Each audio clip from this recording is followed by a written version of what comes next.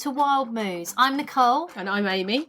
And we are bringing you a real, raw and raucous podcast. An unfiltered truth behind running a business and running a family. Dive in.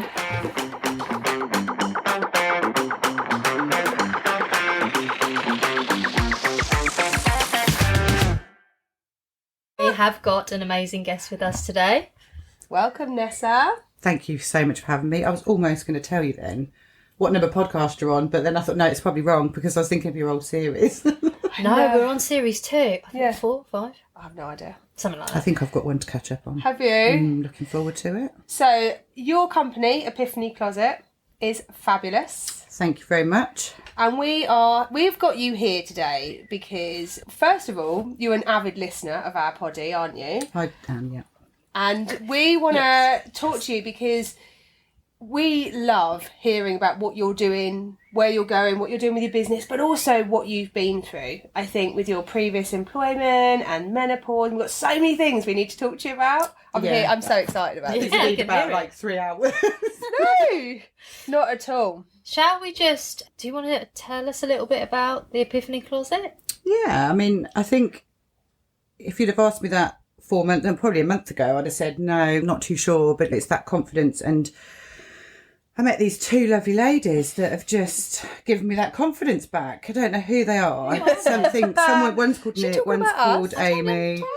But so I am confident to say that I run a wellbeing brand, a clothing brand, positivity, inspiration and motivational clothing that, thank you to so many lovely people, have made me confident in saying that it's not fast fashion, it's the opposite of fast fashion, isn't it? It's slow fashion, quality sustainable t-shirts that people can wear and actually go, that's really different. Do you know what I mean? Because it's you look at something and you sort of think, I could get that anywhere, and that's where I worry. And everyone wears the same. And everyone wears the same thing. I even started finding myself looking at ideas and going, oh, I could do that with mine. But actually, I'm forgetting that mine's a really unique brand. You know? My clothes are different.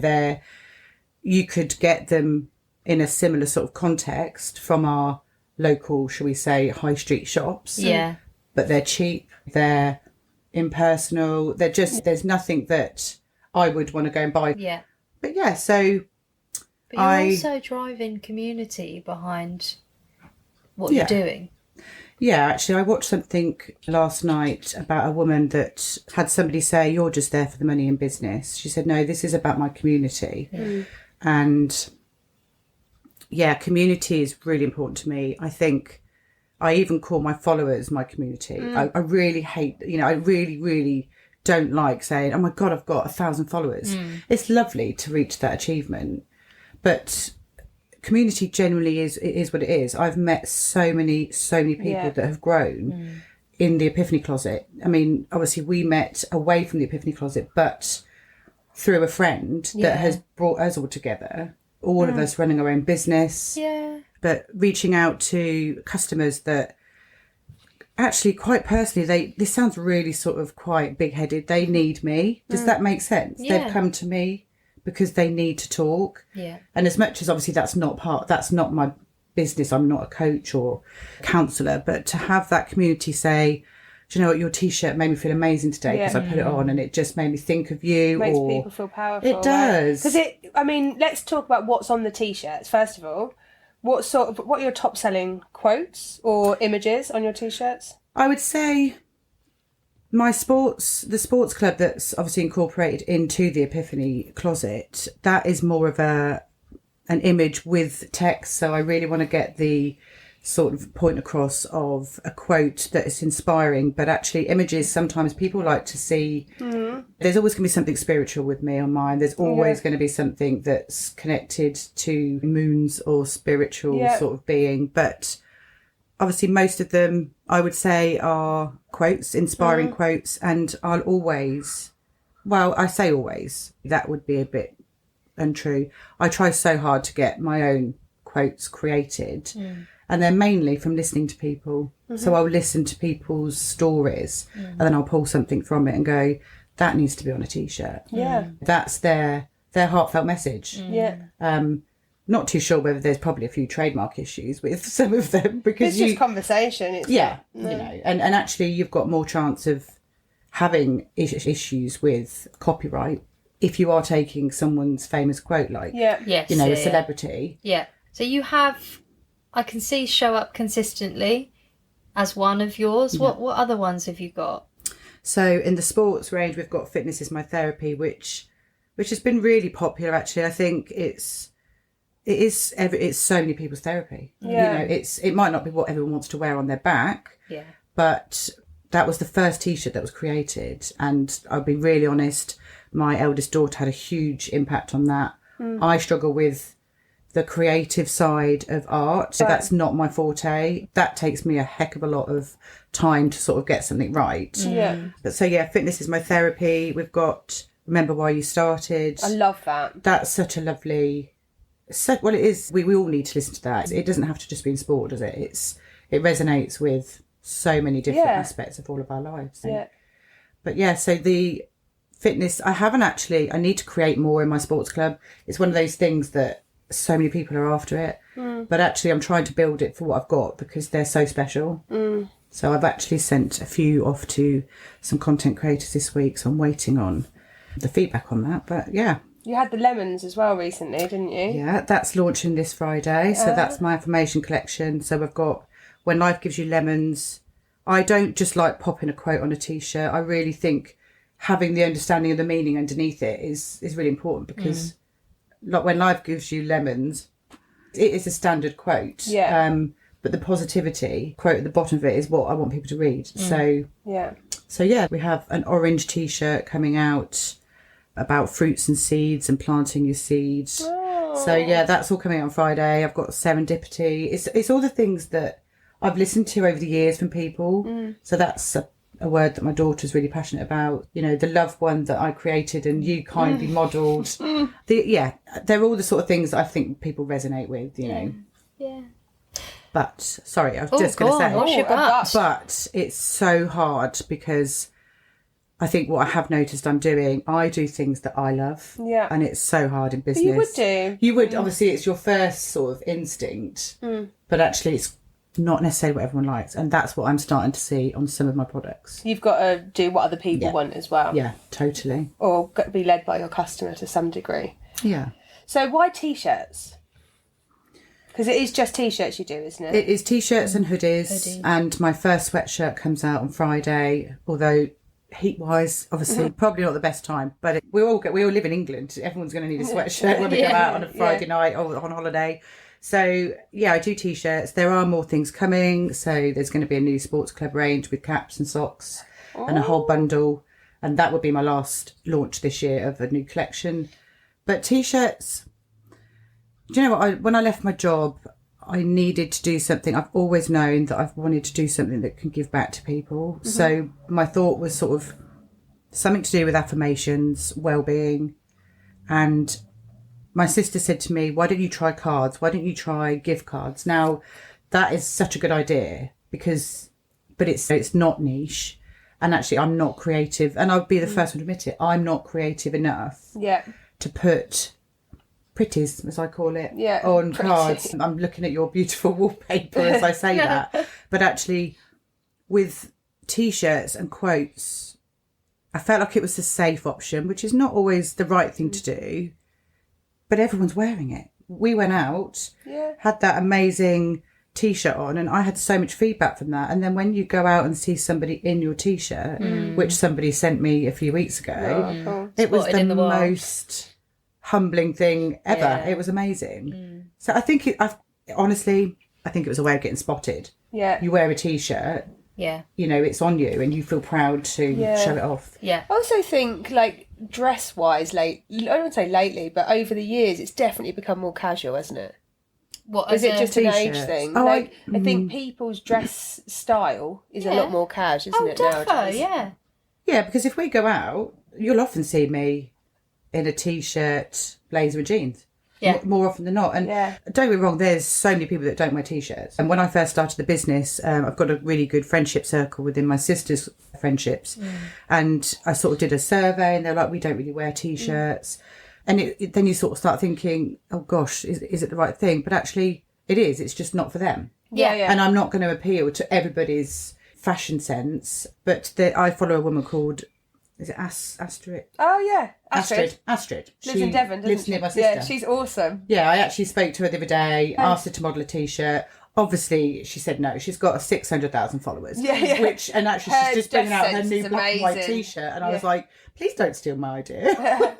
But she peeked at my website. So there's a... Yeah. But anyway, so when you see someone as vibrant, I think she's 60 years old, she looks amazing. Yeah. Any age people are wearing these T-shirts. Yeah. And I'm not going to lie, as I have got older, don't like the arms as much. This is a first, sitting in a vest top in a very long time. So T-shirts are just, they cover all the right areas, don't they? Yeah, they do. It's so a they make huge you market. feel more comfortable as well, and it's 100%. something you would want to wear. But then there's a sustainability element to it as well. Like, they're all organic cotton, aren't they? And they've all got a sustainable they're all history. 100% What's it organic. called? Like, when you can see the sustainability of a T-shirt, or where it's created or come from or something. So basically the background, well, I've all of my Mantis T-shirts, they have a QR code, so you can click on that and it shows you the productivity line from where it's come from. And you've got how many workers they've got in the factory. It's so amazing. They are such a good... It's so ethically produced, and that's so key to me. Which is why I advertise. It's not fast fashion. It's not mass produced. No, it's ethical fashion. You know, it is ethical. But yes. So before I pressed record, we were having a little chat about. Were we? Yeah, about. No, we can't talk about that one. No, the one that we can talk about was how we find working from home, finding space together. We're looking at collab spaces, aren't we? Yeah, the conversation we had, wasn't it, about how lonely it can be. And we've touched this a few times about how lonely working for yourself can be. And the question is, if we all worked in an office together, what would we get done? Would we get much done? Or would we just breed more creativity? And would it lighten you up enough that... I think, yeah. It depends on your personality, if you're easily distracted or if you need that structure. I don't think I have probably realised as much as I have since doing the poddy with you that working at home is really lonely. And it's probably because we've just lost the pets as well. So it's super lonely. There's no one else there. No animals, no nothing. It's very quiet. But it's also like when you're struggling with something. Yeah. And having that, oh my God, what do you think about this? Or I'm having this horrible dark thought. Can you help me with it? That's probably the biggest thing, I think, isn't it? You're in an office full of 10 people. Some people don't wear the heart on the sleeve and they'll just cope with what they're dealing with. Yeah. I am definitely, and I know you girls would be, you sit in an office.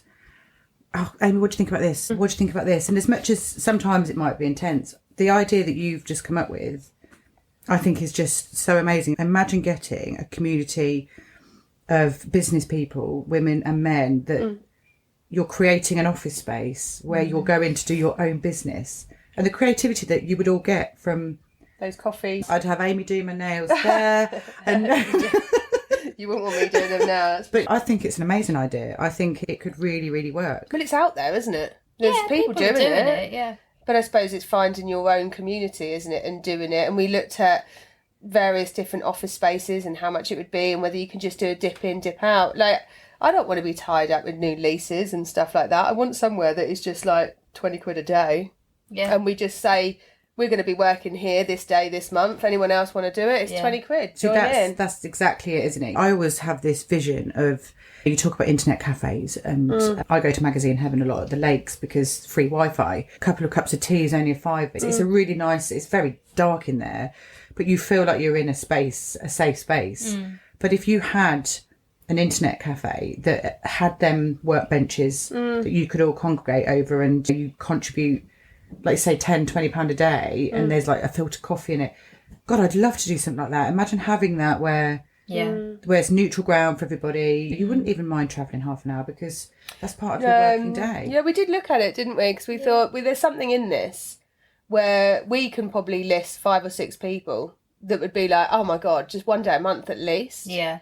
I think And you'd get you more could than- I have think you'd like, get loads. yeah, you could have like, there's those flags you get, isn't it, where it says like, I'm open for a chat, I've got to get my head down and get working. And you can have like a scale of what is it you're there for. Like, I'm open for a chat or leave me alone. Yeah. No, I've got a project to work on or something. Oh, I think it's an amazing idea. The thought of being at home, like you said before we went live, in the winter, it's a struggle cold, with it, don't lonely you? sort of time. We all struggle with SAD, and I think, and I'm also quite a tight ass. I don't want my heating on all the time, or I want to be able to go out and utilise having a coffee somewhere. It just makes you feel connected. It definitely, and it is lonely. And for me personally, I work in my kitchen, and that's driving me mad. You know. Well, the problem is with that is your home. And we said about this. Your home is then no longer your safe space. No. So your home, which is why it's so nice to be able to come to the end of the garden and then shut the door at the end of the day and not have to take it in if I don't want to. It does make a huge difference. Oh, definitely. Beth walked in the other day and she went,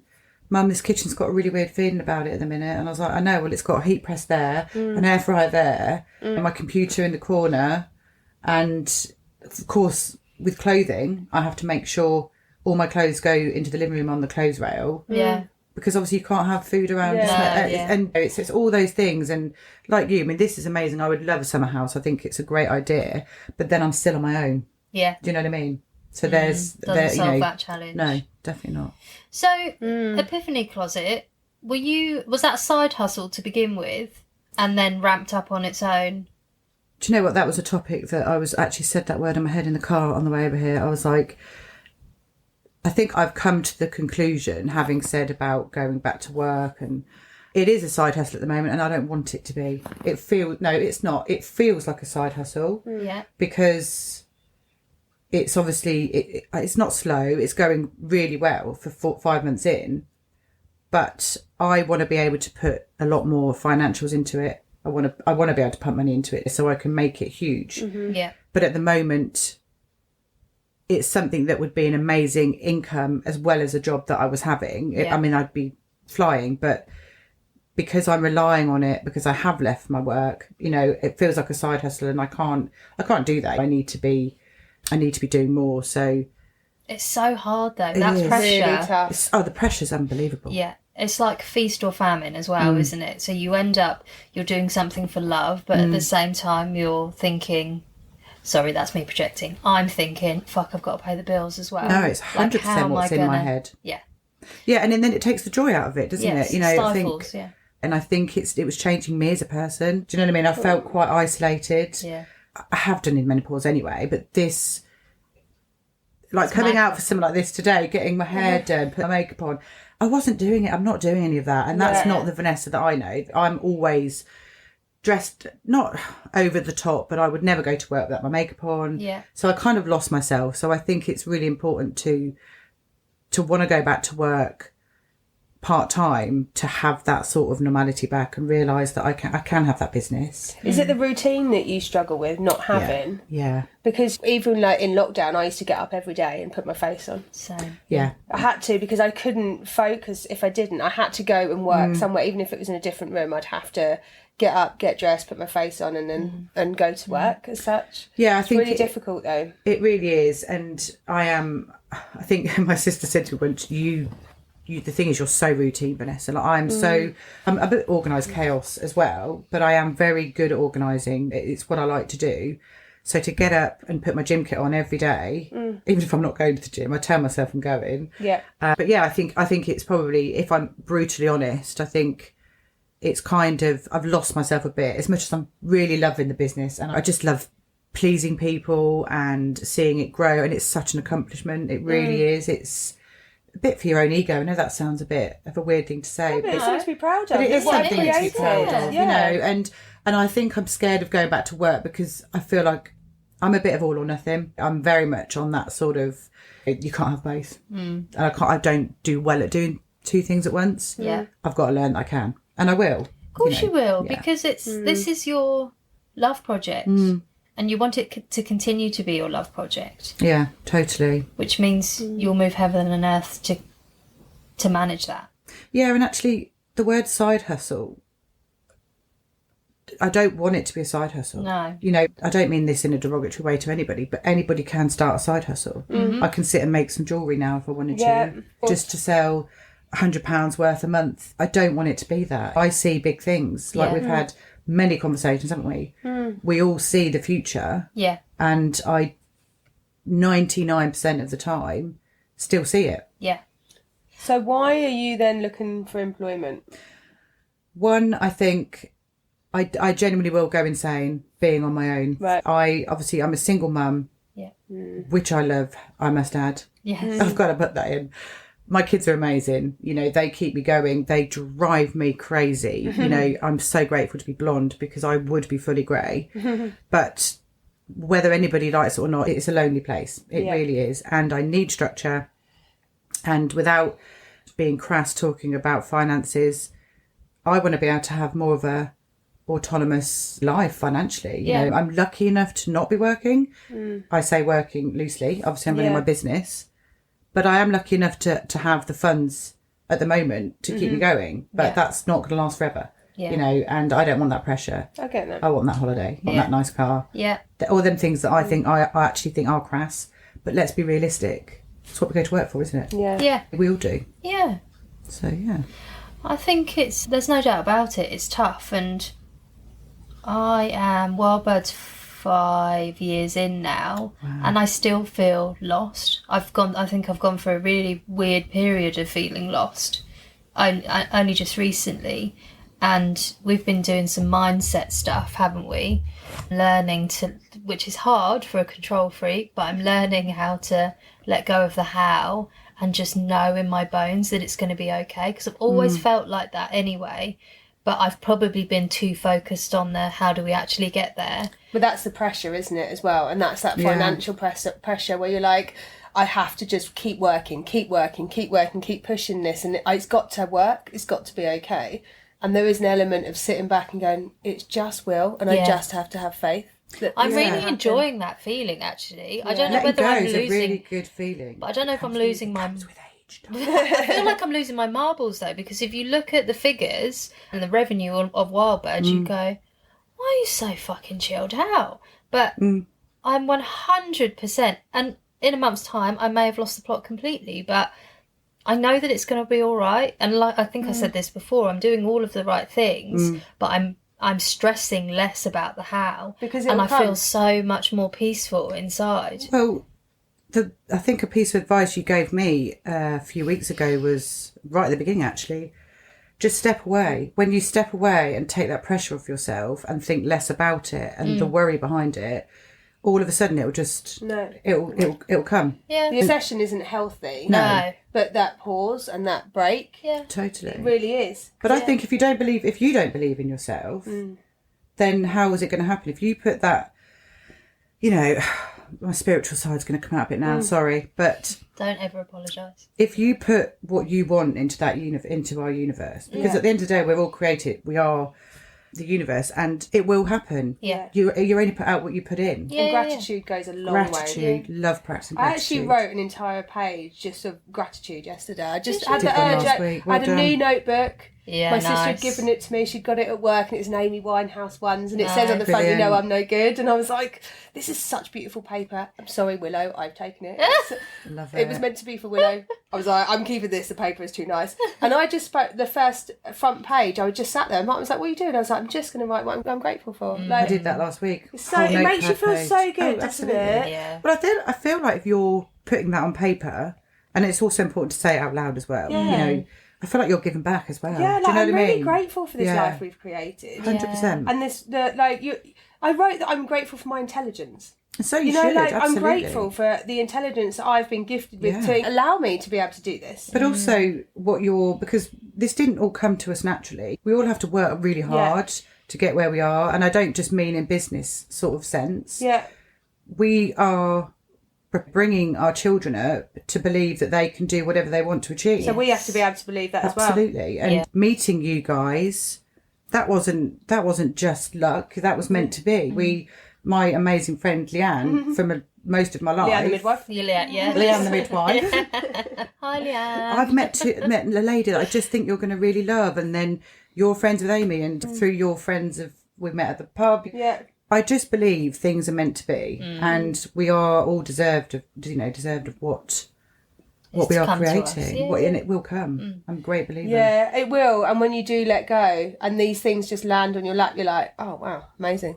Why didn't I trust in the universe sooner? Don't you think it is an age thing, though? I mean, you're fortunate enough to be already going through that feeling, because I certainly wasn't at 36. Nice. Yeah, well done. Yeah. Excellent. Nearly 37. Excellent. Yeah. That's good, because I'm really bad with ages. So I think to go through it, and that's it's not a regret, but it's my only wish that I'd have been on this journey maybe 10 years earlier. Just because when you get to 40 something, I'm 47, I don't care.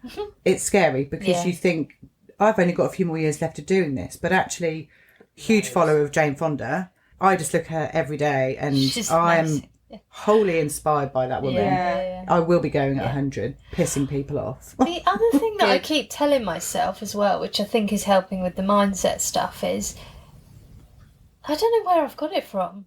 Maybe it's What's Her Chops on Mind Valley. Can't remember. You are exactly Regan. You're exactly where you are supposed to be right now. Very true.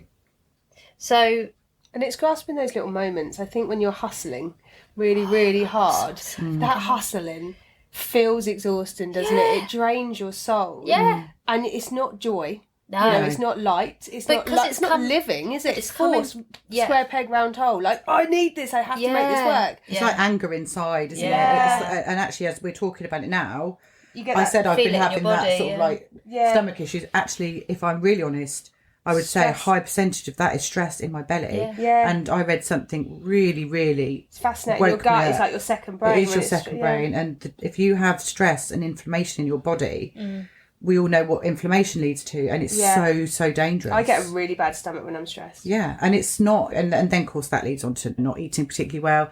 But yeah, I think you've just got to believe in you and believe... And it, like you said, it will just happen. I just worry about time for me.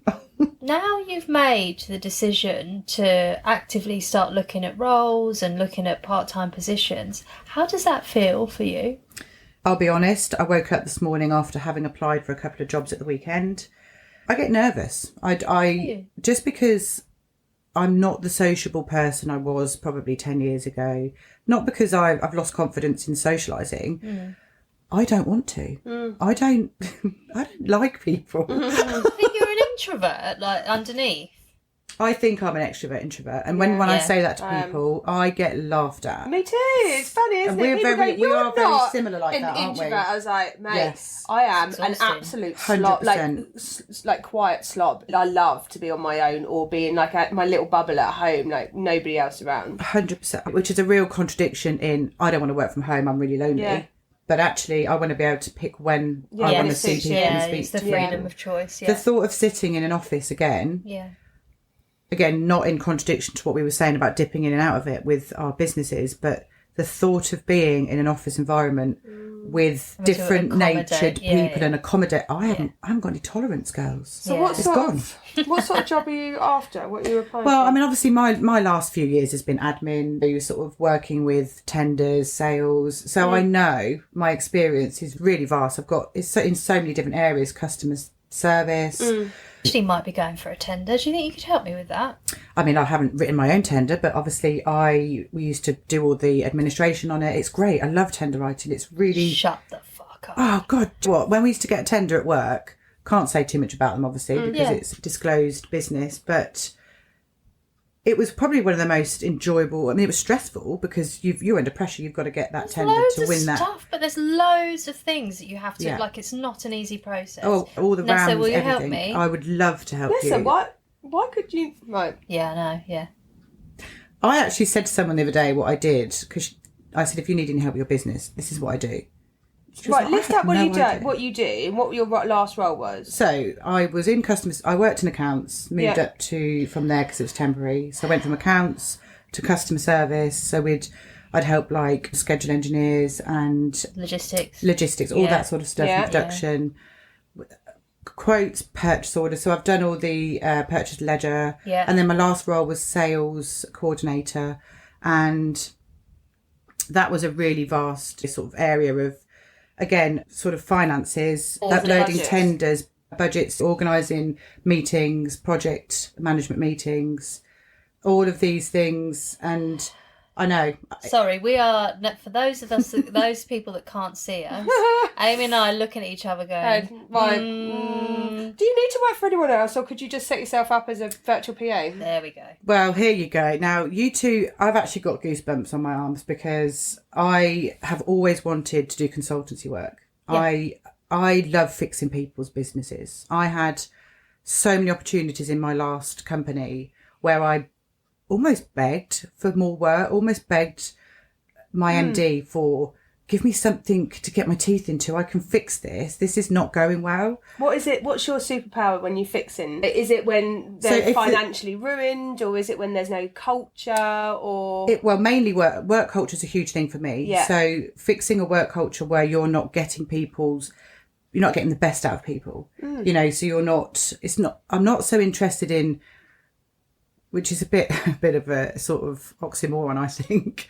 I'm not really interested in getting the best financials, to be honest, considering I'm a salesperson. Right. Yeah. I want to see people work together. Okay. And I could see in my last role, everybody, it was like having 50 members of staff that worked for all different companies because nobody pulled together. Yeah. So fixing things for me. So you were a project leader? Yeah, 100%. Leadership is I am a born leader.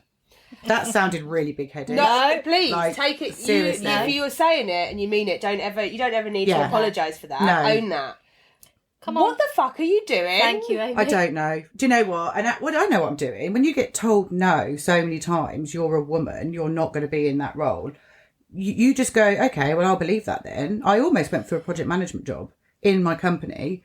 And I remember speaking to somebody about it and I said, what do you think? And he laughed. He literally just went, he just didn't take me seriously. I don't think he meant it rudely. He thought I was joking. So it's... Okay. And then you stop trying, don't you? You give up. So you were a corporate role, very masculine company, Yes. wasn't it? Very masculine, yeah. What was the ratio of men to women, do you think? 80-20. Wow. Yeah, I would say 80-20. And then you started going through the menopause. Correct. Yes, I did. And how did that affect you and your job? I think to begin with, it was actually when I first started in accounts that I remember getting hot flushes. And... How old were you then, Nessa? Gosh. I must have been 41. I had a hysterectomy when I was 38, 37 maybe. Yes. So I was forced into menopause. Yeah. HRT wasn't really even about then. That sounds really scary, but it wasn't. Also, it was at that time when nobody wanted to take what was there, wasn't Yeah, it? because of the breast cancer scare and all that sort of stuff. So I was put on... I kept my ovaries for a while. It makes me sound like I just clicked them out when I didn't need them. Put them in my bum bag. Put them in my... Carry in them my with fanny me. pouch. But yes, I had that at 38. So then I got put on HRT when I realised what I was going through. Went through. Sorry, did they not, when you had the hysterectomy, did they not say that this would be an effect, like afterwards, a side effect of having the hysterectomy, that's likely you'll go through the menopause and the symptoms of menopause? They said because I kept my ovaries to start with, you should be fine. You'll just go through it at a normal time. But then I remember researching saying, well, why don't I need progesterone? Because I haven't got a womb. Yeah. You can't take that away from me at 38. Yeah. In the end, they did put me on some. And then ovaries came out a couple of years later because I was having really a bad endo. Yeah. So popped them out, full on menopause hit a 41-year-old woman raging. You know, I would say it was a massive contributor to my partner and I splitting up.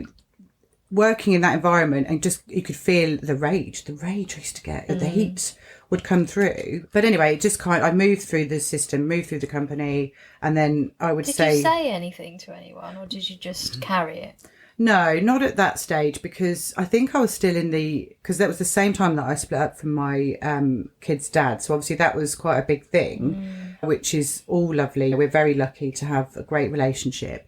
But I think when you talk about, even though there was women going through it at work, it wasn't really, it was just stop moaning. That's what it was, Very stop moaning. taboo, yeah. It just, oh God, there's all something wrong. toxic. But anyway, I sort of got on all the HRT I needed. And then I would say in the last year, probably since lockdown, that was, because obviously I could work at home or I was furloughed. Yeah. Going back in full time with menopause was like, yeah, this is not for me. So it was pretty horrific. But I reached out many times. I did statistics on how many women in the company were menopausal. I proposed a menopause policy. I even uploaded it. I did hours of work to deliver it and say we need this. And all they did was bring in a mental health app and click on it if you need it. No. Which is terrible. Yeah. So for those 20% of women that were working there, do you think what percentage of those 20% were actually 45%? Wow. So nearly half of the women in the business were going through menopause and they didn't give a shit. No. No, because well, they wouldn't, would they? They've got no understanding. They've got no understanding. Were there any females on leadership team or at board level? There were, but the person who was on the leadership team, who, to be fair, is a good friend of mine, and she did everything she could. Yeah. But she's only young. She's not going through it. Yeah. Actually, she's your age. Yeah. Very young. Yeah. But actually, the other ladies that were going through it, I'm quite chuffed to say I actually helped some of them, advising, go try that cream, go try that gel. Yeah. But I'm the only, Amazonian woman, apparently. I was, actually, I wasn't an Amazonian woman. You're an alpha female. What? Yeah, I'm an alpha female. That's what I was told. So, who said this? So from a person in my company, I was told I'm an alpha female and that I'm a strong character and I'm not the one that should be delivering these suggestions of these policies. Why? Why? I don't know. That you I'm need still to be waiting some for a sort question. of nurturing, what do you mean maternal. Amazonian? I'm a confident lady. You're a force, is what they're saying. Yeah. And they felt threatened by it. Is the subtext. Totally, yeah. So from that day forward, I stopped caring, and I thought, well, now my confidence is completely gone. Such a shame. Well, it is, and it's really hard to find people that give a shit 100%. in employment. Yeah. The thing is with me, I want to fix the world, and I always have done ever since I was a little girl. And when you see something that needs fixing, whether it be financial or through the company, to not be allowed to help fix it, wow, that's worse than a huge rejection. That's like, you're not worthy. Yeah. Off you go, love. It's because you see, I've got the solution right here. Let me show you the way. And they're going, but you could have led that. They could have literally said to you, "Do you know what? We see what you're doing. This is not our forte. Why don't you run with that and you create a community within this business to support these women?" But this is what I asked to do before I ended up leaving. And they just nothing to lose and everything to gain. But the one thing I will say, when you're a confident person, and I'll be honest to say, 99% of the company I got on so well with and had some amazing messages when I left.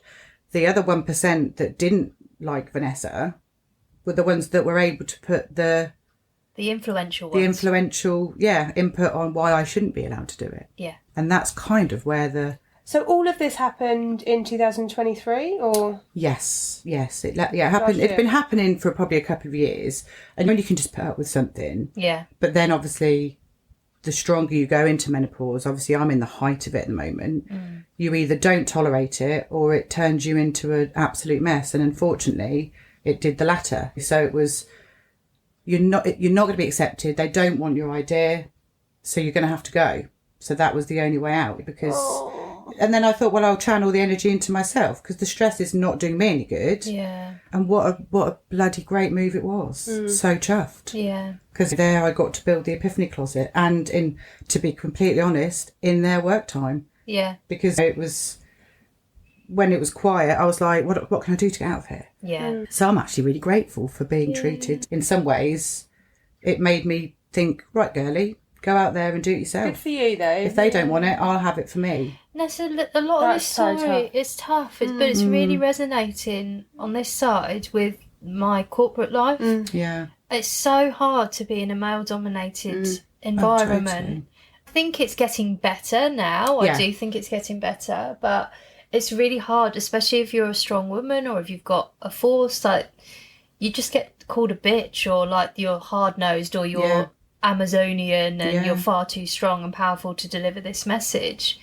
When really, if it was a man delivering that message, would they be saying the same thing? 100%. No. The amount of people that were offered promotion after promotion from the male side was just unbelievable. You were watching it under your nose. And I just remember, and I do work on, what's the word I'm looking for? Not being lifted up. I don't need to be told I'm good enough. But everybody works on recognition and thinking, well, hang on, I've worked really hard to be this strong woman because I haven't always been. So, yeah, I think, and then I got resentful. So then it was my sort of, this old boys club, it's not for me. Too much small man syndrome and not enough be proud of the women you've got sort of thing without sounding too feminist. So with all of these incredible skills that you have, with some that I'm just hearing about today for the first time, what are you going to do? Oh, I don't know what. I kind of said to myself when I left that environment, obviously it's the environment that was the problem, not the job. I loved that job. I actually did so well at it and it was really amazing. I would love to put my expertise into the world. I'm trying to run a business. Cute floof. I'm trying to run a business. You are running I am running a business, sorry. I am running a business, a really good business. And I actually do say to myself, why am I procrastinating every day when I know exactly the right thing to do? Because I've got the mindset, I've got the skill. But I think I've said to you both before, I am so good at thinking it, but putting it down and getting it out properly on paper or verbally just doesn't come natural to me. So I don't know where to go. I know that you didn't come here for business coaching or for career coaching, Sorry, but but I'm going to let you have it. Right. Because I've been sat here going, Sip of water. Okay. I've been waiting for you to deliver. Oh, We went on a little my God. sidetrack. I've been waiting for you to hit it on home. Come on, then. Vanessa, Oh, now I we're not serious feel- because Vanessa's out. Yeah. you need to have two businesses. Here we go. You need Epiphany Closet and you need a consultancy business. But your consultancy goes in and helps corporates, companies restructure and support women in menopause, firstly. Secondly, you need to do something with tendering. Yeah. Okay. That's where I'm at. Because I think you will get the value you're looking for in a job, but high With the revenue freedom, as well. Yeah. You'll be able to charge what you're worth, but you will also have the connection with other humans that you're looking for. But Yeah. it'll be on your terms still, but you still get this beautiful value that you get from Epiphany Closet, but marry the two together. Oh, wow. No, it's... You've got your first tender client here. Like, cannot stress enough. I have gone in for a tender that is so fucking large. I don't know what happened to me on Saturday. Oh, it's God. for $100,000. The bed. This is so fucking exciting! Can you Jesus. please tell me about this? I've just caught my trousers up. Hang on a minute. I need to readjust my seat. I've got butterflies. How did we spend the whole afternoon together? We didn't talk about this yesterday. Because it's like I've been a subscriber and set up on pro contracting for fuck knows how long, and I get these they come through all the time, and occasionally when it's a bit quiet on Wildbird, I'll go in and have a look and go, no, I can't, won't fit in that, I can't do that, I don't think I can do that. And this one came up, and it's like for advertising, marketing, like running their entire marketing. Goosebumps. Me too. Oh my days. And do you know what's giving I'm me more literally- goosebumps is you fuckers working together. I'm sat here like, guys, why? Oh my Because the God. problem you have, right, when we're working on our own is that little bit of self-doubt. Yeah. That little voice in your head that goes, oh, I don't want to go for this 100 I've grand applied contract. for it. And I'm not sure I want to do this. But imagine if you just use superheroes, but marry together a little bit. Like, you will give her the strength she needs to go for this 100 grand contract, and you will give her the strength she needs to go out there and get these. Wow, there we go again. Then sort of serendipitous moments where things just... I don't know if I'm still like, I know, all right, I can calm Yeah, I think down, the look calm for down. Amy was... I don't know. I don't really know enough about tendering. I worked with a client that won a lot of tender work, but I've never done anything tender. Well, it's so vast, isn't it? It's such a huge genre of areas. There's so many... But I tell you, the bit that terrifies me the most is the fucking process. And what are you the queen at? I mean, yeah, Processing. I was the admin as well as my colleague behind the tenders. Please help me, Nessa. I would love to help you. It's an This amazing... is so exciting. The thing is, what I know that's lovely about tenders, I mean, actually, I'm not going to say they're lovely, they're hard work because so much needs to go into them. It's the end product. You know, when you're fighting for something that you want, Yeah.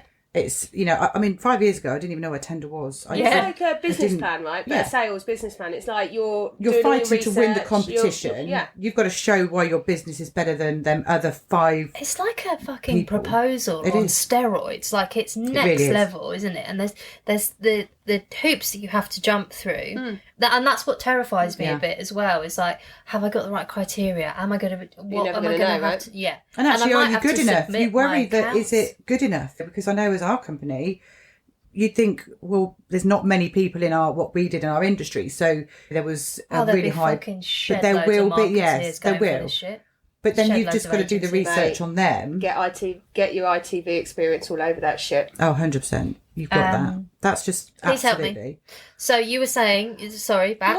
That's just one tiny element of your new business that you've already got your first client. Yeah. So consultancy in menopause and helping workplaces. Can you imagine? Can you Oh, see do you know her what? in My businesses? heart melts just the thought how involved I am in the Epiphany Closet with the menopause community. Right, is move that mic out the unbelievable. way. Move that mic out the way. Stand up. Move the mic out the way. Oh, here we go. Yeah, stand What's up. she doing? How many times this year have you going to make me stand up? Stand up. I haven't got my... Hello. Hello. How tall are you, Ness? Well, I was 6 foot, but I'm 5'11" now. Oh, we're losing some. Yeah, classic. I'd Yeah, rather yeah. lose the inches rather than the height, but that's life. What are you gonna do? What are we going to call her? Just close your eyes for a second. What are we going to call her? Like, What, the business? I am the menopause. What is she? I don't really put me on the spot. I know. Welcome to life. This is Oh, God. Look, I'm the menopause warrior. She just said warrior. Stand up! Just stand up. Stand up. I am the menopause warrior. And I come in, and what do you do? I'm going to fix your business and make women feel empowered that you can talk about menopause and work alongside the men and build the community of men, women understanding what comes within business, working with women in perimenopause and menopause. Yeah, mate. That was so easy. That Like, did that just was roll off my tongue. It's Bring your mic back in. Educating, isn't it? It's educating, but also building that community within a company so that people feel supported and engaged, but also how to get the most out of those people. Well, Your story, though, like what you have been through Yes. and all of that challenge and all of the work that you did when you would just get met with resistance. Look, I've done this research. This is what we need to do. This is how we solve the problem. Yeah, it's a full-on fucking load of rejection. I mean, when you think about it as a kid, you It get is. rejected. It is, but look at the resilience that it's built and look at the experience that it's given you that will allow you to make you the expert in the room. Well, this is going to slightly spook you out. Leanne and I met for Leanne the midwife. We went to the gym on Friday and then had a quick coffee. Yeah. Never a quick coffee. No, 5 hours later. And this wonderful woman that I know, she's destined for her own little midwife consultancy. I just know that she's destined. Why is she not doing I don't it? know. It's Leanne, coming. this trust is me. your sign. It's coming.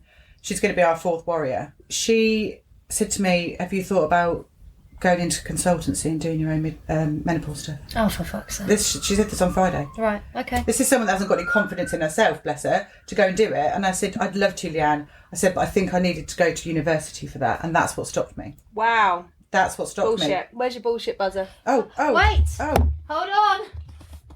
Ready? Is it bullshit? I thought Yeah. consultancy. Bullshit. I'm not. I didn't go to uni. Went straight to GMTV when I was 18 years old. Did not go to university, and I consult with clients. All you're doing is putting something, I'm not quite educated enough for that, but it's a life experience. You just need to figure out who your people are. Yeah. And you need a case study, probably. You need to go and find a company that is like on the verge or looking to grow so you can trial it. I've always known that I need to help people. I said it earlier. It's part of me. Yeah. And when you're trying to help somebody, or even them as a company, like I'm not to go back to them too much, but it was genuinely from a good place. Yeah. Always Just had a little good. vision for you. Imagine if it goes full circle and they end up bringing you in as a consultant. You know what? I just thought of that as she was That's saying right. it I got a little ago. vision then. I mean, But they wouldn't, because most of the couple that don't like me would never have me back there. But in terms of the bigger picture, that is just what they need. How many people in your network do you know that run businesses of this size? As in where I work. That could be your potential clients. Oh, I know quite a few. 10? I would say probably 5 to 10. I could probably get my hands on that. Say, I think you need your help. In fact, I was talking to one of my kids the other day, and I said, "God, I'd love to get in there and fix it." Go on then. That's your first one. And That's do you know your what case one is for study. me? Schools. Yeah. That sounds really random. No, it's because not. kids don't have menopause. No, It's where you teachers. affect But change. the teachers Yeah. are. If you teach a child when you're having a raw day, A and raw you've got, day. yeah, I call them raw days, which is quite often. 30 kids when you've got a menopausal teacher or just wants to go and have a cry. Yeah.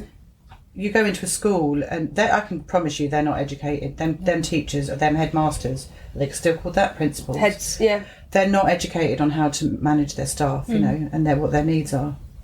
Jesus, I just feel like I've just written my first proposal. Yeah. God, how weird. Amazing, isn't it? It is weird. This is what I love about conversations. Yeah. And this is why we need that. It's those boardroom chats, isn't it? It's that water cooler moment. I think it's hard. I think I scare myself because I worry that I've worked so hard on the Epiphany Closet and it's like going back to work. I feel like I'd be letting it go and I'm not going to say embarrassed because I'm not that sort of person, but I've worked so hard on it and I am so passionate about it. I would be gutted to not have that. And I do struggle with doing two things at once. That's my brain. But then you'd have to dedicate X amount of time for Epiphany Closet or outsource it. You come up with the designs, you can outsource it. Dictate what t-shirts and drop ship it. Anyway, and then do your other stuff. Well, it's funny, but my brother-in-law, huge businessman, successful, didn't go to uni. Yeah. Why is it, do we have that own resistance in ourselves where we always go, culture. I'm not sure if I'm smart enough. Because I always think of that big corporate company, and I think that's the vision you had when you were talking about that. And actually, the people you're working with are not that big London law firm. No. They're regular companies that take care of their people and give a shit. Oh, yeah, and there must be. I just haven't worked one. Yeah. But he said to me once, when I first started the business, he said, look, and it wasn't a negative to say it wasn't going to work. It was, he said, what will happen in your business, you'll start this up, and it may or may not work, but what it will do, it will lead you on to something else. Yeah. And he said you've always got to have that in mind, and if that one doesn't work, it will lead on to another one. And I've always taken that on board, not as a negative, it's really, really valuable, but as a really positive. And obviously it's credible coming from a successful businessman. You know. Well, is he not someone you're going to talk to about the Menopause Warrior programme being rolled out into corporate? He's got quite a few units down the southwest, quite a few female employees going on holiday with him next week. Maybe I'll have the chat. Maybe he could be your trial one, your case study. He could be my mentor. This is so exciting. So I would never want you to walk away from this feeling, oh my God, we have now just come up with a whole new fucking business. What the fuck am I going to do? What are your actionable steps from here? Squeaky bottom. Well, yeah, no, I know it's probably squeaky bottom, but I just want you to come. I don't want that empowerment feeling and this like incredible light bulb goosebump feeling to turn into overwhelm the minute that you get into your car. What are we going to do this week to edge towards that vision? I think in that sort of situation, it's going away from it and having that notepad out. Yes. Get a new one. I will. I'll get that notebook. And I know, I've got 2 meetings tomorrow. I've got a really busy week. Yeah. A wedding, hairdo, holiday. Yeah. But I'm going to find time. But you don't need to do, like... You just need to write some notes and do a bit of framework. Yeah. But also, you're about to go on holiday, which is going to give you this beautiful gift of creative thinking. Don't force it, but I just want to... I really don't want you to get to that overwhelm. Oh my God, I've gone for this fucking interview on the podcast and now I've got another fucking business to set up. Welcome. Welcome to our world. You're welcome. Actually, I do strive on being not pushed, but I think that's probably what I'm missing. Yeah. Epiphany Closet's amazing. That's the difference when you're working with someone though. Yeah, and I'm not being... So, no more indeed. Oh, Look at that. God. Look at that hesitation. Go on now. Well, no, it's just that's that whole chimp, isn't it? That little chimp sitting there going, fuck that chimp off. I know, flick that off. But it is. It will. It's that when you've had so much rejection. Yeah. And actually, I and this is not me feeling sorry for myself. I haven't had that person going, oh my God, you can do this. The only 2 people have done that probably in my life are you two. And Leanne. Bless her. Yeah, she's I mean, actually, that's really wrong. I've had a lot of support in this business. I can't tell you how much support I've had. But in terms of like actual business, like going way out of my comfort zone because this was hard, Epiphany Closet, but it's manageable. Anyone can do it. I'm going to be honest. Yeah, of course. But what we're talking about now, that's way out of my comfort zone, which is what I need. But you've done it already. But but it's exciting as well. I have done it already. Yeah. that's where, it's so weird to work for a corporate person. But you've done it. You did it, But I've and done all it. you're doing is picking up what you did in that business, and you're selling it as a service. Yeah, it's crazy. It's just hearing, isn't it? It's like, And actually, that sort of service is not going. That's going to be a It feels LinkedIn. so much better. You're not going to be searching for jobs. Yeah, this is not. This is a LinkedIn community, building a community and doing posts. This isn't like selling your wares and worried about advertising. no, That can still happen. crazy shit. But also, And Amy is right. You can outsource quite a lot of the Epiphany if you wanted to. Really? Yeah, Yeah. I suppose dropship. a lot of people have talked to me about dropshipping. I've had a lot of Yeah. people contact me actually on Facebook Messenger saying, "Do you dropship?" Well, I asked you if you would do it you've for my asked as uniform. well, yeah. Well, I've actually got a guy that I bumped into who lives 2 minutes round the corner because he's going to do some embroidery work for me, and he actually does all the pressing. He said, "Why do you do it yourself? It's really stressful." I said, "I know, it's really stressful. It's also really fucking hot." I was cooking, doing them t-shirts. And you need that right now, yeah. Yeah, it's a little bit more of a hard do, but it is. And actually, I think for me, it's always been, but that's part of the Epiphany Closet. Doing it myself, homemade, created at home. Yeah. Is it? No, I don't think it is. It's the creations. It's the energy that goes into what people wear and their values and their feelings on their clothing, right? Yeah, they're what was the saying we came up with at the marketing day? You wear your... Well, you are what you wear, and God, why am I going to have a brain fart right now? It's something to do with wearing your feelings or emotions, wasn't I it? can see it. It's on my feelings. website. What is wrong with me? Share your thoughts where you're feeling. There we I mean, go. it was only the first thing I ever thought of in my business. Yeah. But But it is. that's where the value comes Yeah. for you.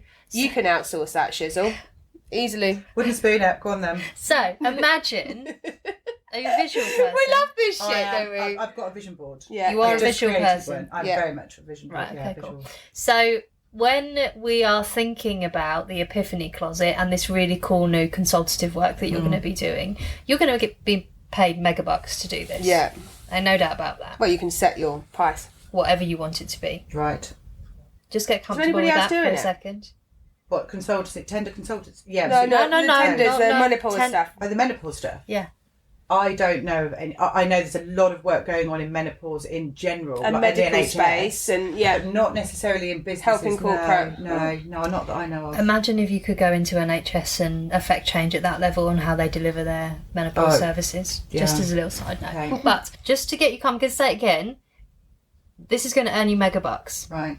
Epiphany Closet is going to continue, but instead of spending 50 quid on an advertising campaign on socials and seeing how hard it will work, you'll be able to spend 30 grand. Yeah. I can see it now. Yeah. I can see it. but you need to do that drop shipping and get that in place so Yeah. that when you earn these big bucks, you can put it into that. Yeah. You need your process. Okay. That's Which is- less you, less in the kitchen. Totally. No pressing. No. All you creative. Having your Direction. holidays on the yacht that you're going on. How Yeah. fabulous. Thinking about the quotes that you want to put on there from conversations that you've had. You're not going to get those conversations in your kitchen pressing. No.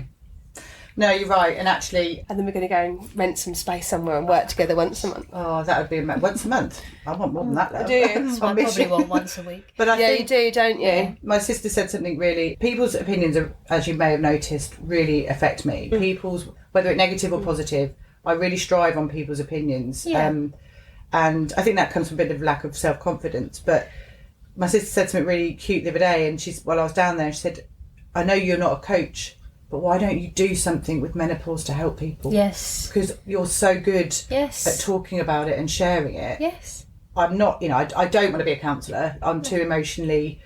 Attached to people. I was yeah. going to say something, but it's probably not PC. So, yeah, I'm not. I can barely go past a dead fox on the road without bursting into tears. So, Yeah. But in a structural way, in a consultant way, in a firm business, Yeah. you can be a different person. Yeah. But this is all about, it's still being you and sharing your experiences, but you get in, you deliver, you impart the knowledge, and then you fuck off. Yeah. And then check in now and again. Yeah. See how they're doing. Wow. Isn't it weird how that's always been something in my mind for, I'd say, probably 15 years. Yeah. Consultancy work. Yeah. I talk about it all the time. I think it's just that belief, isn't it? That So now we just need to do it. yeah. So how you would write a tender, that framework would be the same framework for a business plan. yeah. So put some meat on the bones and just put like what it is you want to offer, who's your target audience, the stuff we've done at marketing, and then just let it grow, let it fester, let it build. Well, the interesting thing about tenders is the professionals that physically wrote the tenders in my old company were obviously product specialists. So Right. you're specialised in that product. Yeah. Which obviously what we did was huge research. You didn't need to go to university for it. You needed to have worked there for 4 years to learn the product. Yeah. So having had so many years of experience seeing them being written, it just makes me realise there's so many areas that tenders are written, and you just learn about it it's a bit of a learn on the job sort of thing. Yeah, but because what you've done is so in depth and so niche and so specialist in your old role. I don't think you'll have any challenge with helping me guide me to write a tender for marketing. No, because it's it's so your broad. experience and your expertise. So you're going, Nick, this is where you need this. You need to spend time on this bit because it's really fucking important. Don't worry about that bit. I can help you with this bit. You can outsource this. All of that is that's what I need help with. And right the now. eco-stuff, because God, they're really interested in the sustainability. You know, that was such a big part of our tender writing. Yeah, it's a real challenge, but it's really rewarding. yeah. Especially because you're writing your tenders with your own integrity and your own values as a business. Yeah. And if you get that job, you win that contract based on your company ethos and values. Like, how special. Oh yeah, totally. That's I can't believe you've actually done that and applied. I feel so pleased that that's a massive jump, but it's if you don't take risks, you're just never going to know, are you? And What about... Hello. I love it when you two are like this little pair, right? It's a bit like Laurel and Hardy, but in a very lovely way. You sit there.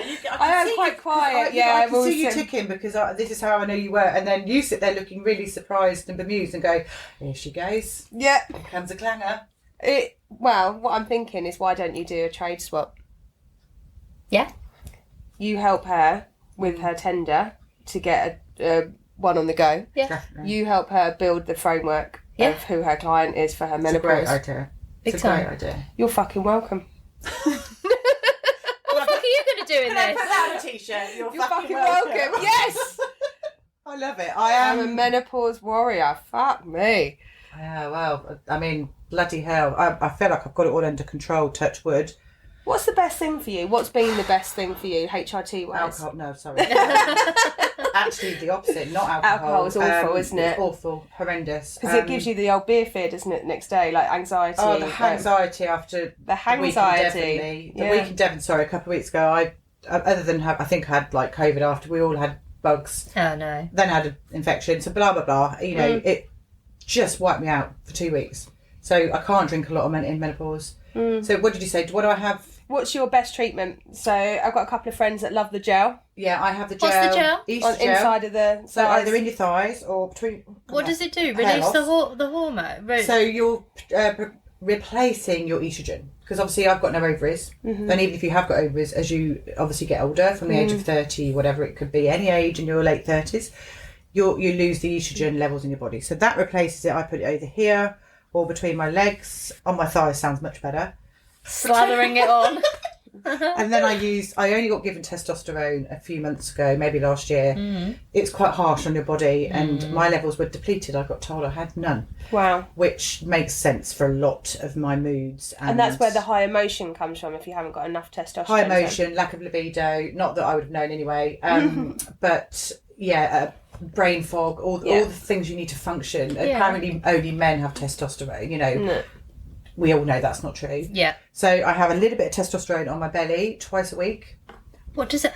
How does that... So that just basically, because it's a quick release, so any gel goes straight into your bloodstream. Oh, it's another gel, is it? Yeah, it's another gel. Wow. And if you can imagine, if you'd have said to me 4 months ago, come and do this podcast, maybe a bit longer back, I would have said absolutely not. Absolutely, I can't even function. I still do say and think the wrong things, but I couldn't even put two words together. You know, if you'd have said to me doing this new business 6 months ago, I genuinely But it makes you feel like you're losing your mind, doesn't it? On the darkest of days, I spoke to someone in a charitable place and said, I don't know whether I can carry on like this. This is not a fun place to be. Menopause is... Too many people take their life because they don't know what they're going through. And the doctors will just whack you on a bunch of antidepressants. Yeah. It's a really, really unspoken thing, and I'm so chuffed to be working with so many amazing women that are doing stuff for menopause, because your children need to know about it. Your husband needs to know about it. Can I just share?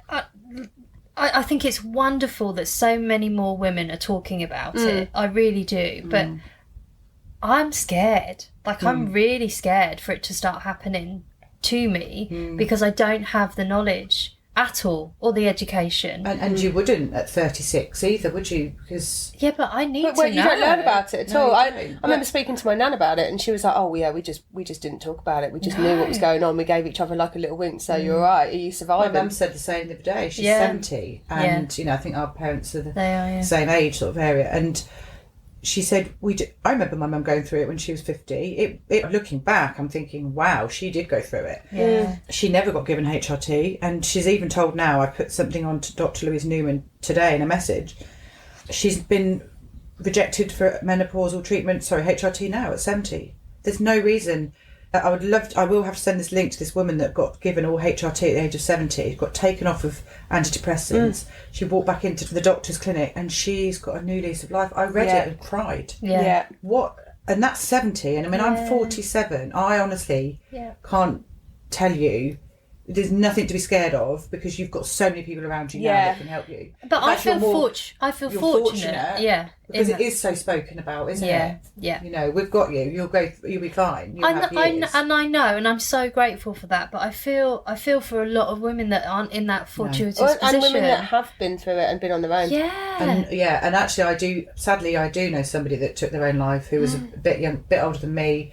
One of my daughter's best friend's mum, and there was other issues as well. But I can 100% guarantee the factors of how you feel in menopause. You feel like you're losing control. It's a whole. Oh my God. God. But having So just scary. had like such young children, and Hope being a year old, I know what it feels like to have your hormones completely out of your control and to feel like desperate. Yeah, but not knowing that it's a physiological reaction inside your body you've got no control over whatsoever. But going through that and not having the knowledge to help yourself. Yeah. That's terrifying. I think it's the most unspoken thing. I think the empowerment that people are bringing to it now, this sounds really dramatic, but I feel like by the time I get old and leave this world, if I see how we're growing now with our children that are going to be so fortunate to have that help, and us in our later generation, then I feel like you've done your bit. My work here is done. Do you know what I mean? Just you can I'm leave so grateful content that you've made a difference. Yeah, but also seeing all the other women make the difference. You know, going on that menopause mandate walk, it just opened a whole new era for me, a whole new life of believing that you don't have to just grow old in your chair and get osteoporosis and creaky bloody knees. But you know, go back to netball. All these things that we just need to get out there. Yeah. You know, and we've got the power to do it with social media. Well, and you being And the me now menopause with warrior. business. Yeah. And actually, Look at that present tense. Wasn't that delightful? amazing. But actually, it's a real factor. It's a real contender of educating your family, educating you ready, because you don't know. It is like a bus. Yeah. In my story, I shared it on my business. It's like having an uninvited friend over and just wanting to tell them to fuck off. Really? It just hits you. Honestly, it's life changing. But I listened to an incredible poddy on Stephen Bartlett's. which He's one? really Love up him. there. Well, actually, no, I did delete it for a while. He annoyed me. He really annoyed me too. We've had these conversations, Yeah. but Just he's one. upped it up again now. Has he? Yeah, Because I he brought deleted it back. him I because didn't like it when he was doing all his sponsorship ones. Yeah, that's You know, probably what I was It feeling. was too then. sciencey. I was Yeah. sold to, and he was like, you know, it's Whoop, the sponsors of Whoop, and I'm on the board, and I'm Has an he brought investor. it back? Because if he Really has, big I'll go time. back to him. Big time. Steve, he done Simon Cowell. That was really interesting. Right. But he had that lady that's the nuclear war specialist. That's my stop fascinating. list. No, see, that's what actually. Did it scare you? Yeah, I can't cope with stuff like that. I can't. Right, I'm a okay. bit of a wuss. I was quite. I thought it Amy was was sharing it with me It's a bit yesterday, too much for me. but I was quite happy with the way that I don't want it to be like. Yeah, but it's different, isn't it, when you're sharing something that you can take little snippets of. Yes, But rather than listen. personally, Yeah. If so many people listen to that are in a really low place. Yeah. I did listen to some of it. Yeah. But for anyone that is totally in fear of that sort of thing, that's tip you over the edge sort of stuff. Yeah. I mean, it was educational. It's don't get me really wrong. interesting. I found it fascinating. Scary, really scary, but Really also scary. I kind of thought, well, we wouldn't know about it anyway. I'm not going to build a bunker because I don't want to live after that anyway. No, bollocks to that. I'm out. Like, take me. Fine. I can live with for like 75 minutes or whatever. Yeah, it was. yeah, you wouldn't know about it. No, exactly. However, he did do one with a lady specialising in menopause, and that was fascinating. And because I like how inquisitive he is, he was asking so many questions because he was genuinely curious about what his partner's going to experience and all of this. But it's fascinating, like when she explained the different stages and that everyone thinks perimenopause is just the beginning, but actually that's when you're going through the menopause. And the word menopause is just when you're through it. Yeah. No way. Yeah, baby. It's fascinating. If I'll stick it in the show notes. It's fascinating. How many people... I can't mention who said this because I love this person. I said, oh, she's going through some health problems at the moment. And she said, I think I've got it. Oh. Yeah. And that really stood out in my mind. I thought, you haven't got it. It's not... And this is what people are believing it is. Oh, I've got menopause. Oh, God. And it's a real shame, isn't it? You haven't got it. You're going through your next transition in life, and actually, there's so many positive sides of going through menopause because I'm in the most fantastic era of realisation. I'm going through my midlife, and I've never had such wisdom. Yeah, I've never been so full of wisdom. I mean, obviously, there's a lot of crap that comes with it, but so that's why it's really important to get on the medication before even 2% away from it. You've got to get on it ready, you've got to know the signs, because there's a lot of doctors out there that aren't willing to give you it, and not even could afford to go privately, No, a friend of mine has to buy her gel privately. So Richard, who's one of my clients that Wildbird works with, he did a podcast in lockdown where he just utilised his network, and his most popular episode by far is about menopause. Wow. And this is a man in construction. Well, it's talked about, isn't it? People need this information. And actually, if you think of the business side of it, say Parliament and all these women that are running for Parliament that are probably in their 40s maybe going through it, unless if you have got a really supportive husband, you're really lucky, because that's one of the biggest things that you need. It's everywhere. These women that are walking around London today are there to shout to the Parliament again. Menopause mandate. And it was Mariella Fostrop, who I spoke about. Yeah. She's the one that started this menopause mandate, and oh my God, look how it's everywhere. It's in the Parliament chat. You've now got a policy where you can work from home and request to work from home if you're having anxiety and mental health due to menopause, which I was denied. That's the whole point of me leaving. All of these things people don't know about, but they need to know, and I'm going to bloody give it to them. Yes. It's just... And tell these companies what they should do 100%. To support. And for the men as well, the men working in the company. Some of them have got their wives going through it. Yeah. God, if you're telling me to stop crying, what are you telling your wife? Yeah. Do you know, it's such an essential knowledge and education that's going to make a difference to everyone. Well, there is not one human that it's not going to affect. Whether it's a loved one, partner, friend, That's parent. a huge point. Sibling, it's a huge Not one point. person will not be affected by menopause. No, and actually, why not start from a young age? Why are we waiting till you get into the height of it? Why are we not... You've got sex education at school, right? You're going to get a period. You're going to need some sanitary towels. Yeah. Well, that's obvious. And by the way, your PMT is going to be so bad that you might not be able to come to school because you're doubled over in pain. It needs to start from the scratch. Yeah. It needs But to go no one right talks back. about hormone. I feel like... No, I mean, Willow's going through it now because she's obviously just turned 9. Her hormones are raging. Her whores are moaning, as my friend Katie would say. Your whores are moaning. Yeah. Willow's definitely going through it, but I spoke to my auntie actually. She messaged me and she said, "How's Willow doing?" I was like, "Oh, she's okay. She just has these massive rage tantrums. Like she's really struggling to regulate." And we've spoken to her teacher and stuff about it. But actually, they talk a lot about hormones at school now. That's so important. Yeah. They've had lots of conversations about it. But my auntie Tish said, "Oh yeah, her granddaughter started her period just before, like when she was 9.5." Yeah, I know a few girls I went to school with that did. And I was like, yeah, I think if she's struggling so much with hormones now, she will be that person that will start earlier. But then also, if you start early, you tend to go through the menopause earlier, don't They you? say that, yes. I mean, obviously, I was very late. I was 16, and then obviously my menopause was forced. Right. But looking at my sort of sister and mum, I would say that's probably, I think my mum was 50. That's quite early, really, because some people don't go through it until their late 50s. Yeah. And this is the thing. It's such a wide But it area. can start from mid-30s, It can't can it? start at any age, and hormones need to be spoken about. So it's so important for Yeah, the it really men to is. have empathy towards it. It's amazing how many men have not had that. No, not at all. And they've not. It's not okay to talk about hormones. Me, and my youngest son, I've done all the birds and the bees. Yeah. Beads? Just the bees. Just the bees. Just the bees. I think it's really important, but I think these conversations need to stop being taboo, and we need to talk more about the whores are moaning. I feel like Matt Billum deserved a fucking medal for how crazed I was with hope. Really? Well, you think about baby blues, or you think about postnatal hormones and all of that. Like, it is crazy. I've had conversations with Martin. I'm like, I am a woman. I am a bag of hormones, and they change throughout my life. And you're going to see like 10 different versions of me in our relationship. So let's just suck it up. It's so true, isn't it? Do you know, if there's one thing I've always wanted to do, and maybe this is where this is all coming from with this whole business thing. I've always wanted to just literally stand up on a freaking huge podium in front of thousands of people and say, what are we doing? Why are we not helping each other? Why is this still happening? I'm one of them sort of people where I just don't feel like I'm getting heard and I can't shout loud enough. You're gonna be heard. Yeah. Well, do you know what? It would be lovely. And that It is podium lovely. It will be vision lovely. Thank you. needs to stay.